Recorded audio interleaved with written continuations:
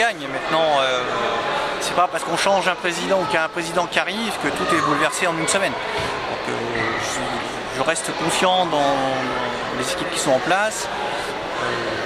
La deuxième partie de cette première phase de championnat va débuter la semaine prochaine. Je ne doute pas qu'on aura une deuxième phase beaucoup plus prolifique que la première. Ouais, il y aura un match charnière face à Kaisersberg, choc de bas de tableau à bien négocier impérativement. Hein. Il y a 3 matchs là, qui nous attendent avec effectivement Kaisersberg, puis après Feur où on avait perdu ici 2 points, et ensuite Charleville où l'écart n'était pas très conséquent. Voilà, si on peut arriver à gagner ces 3 matchs, ça nous mettrait dans une position déjà un petit peu plus confortable. Donc comment avez-vous trouvé cette équipe du Jet qui a paru un petit peu abdiquée dans le quatrième, mais pas avant? Il y a quand même un état d'esprit dans cette équipe. Hein. L'état d'esprit, il est là. La première mi-temps, on a vu qu'il y avait de la résistance, de la combativité. On a vu sur la fin ensuite du match qu'il y avait une différence de niveau entre les équipes. Je pense qu'il ne faut pas se voiler la face. Boulogne a une très grosse équipe. C'est pas pour rien qu'ils ont lancé en début de saison qu'ils voulaient jouer la montée. Donc voilà, aujourd'hui, ils enchaînent les victoires les unes après les autres. C'est pas vraiment une surprise que Boulogne ait ce rendement-là. Ce groupe a connu le départ de Franck Poignat. Est-ce qu'on peut s'attendre à une autre arrivée ou alors le budget ne le permet pas? Alors, sur une arrivée, aujourd'hui, je ne peux pas vous répondre. La priorité, c'est de respecter les budgets.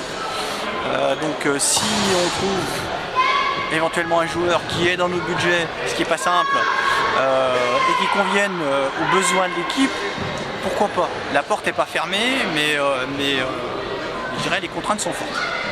Bon, ce soir, vous pouvez vous appuyer sur quelques bonnes performances. Hein. On pense à Rodney Williams qui a fait du bien avec 15 points, oui. Namori Bundi 14 points, Fister 12. Bref, les joueurs ont essayé quand même de surnager. Hein. Oui, tout à fait. Est-ce qu'il y a des joueurs qui vous déçoivent plus dans leur rapport dans ce groupe?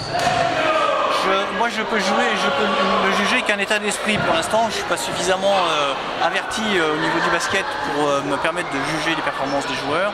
Ce que je cherche, c'est un état d'esprit. L'état d'esprit, je sais qu'il est là. Et encore une fois, je ne doute pas que les performances vont arriver. Le groupe est assez armé pour le maintien, c'est l'objectif, hein, c'est ça? C'est l'objectif qui a été annoncé depuis le début de la saison.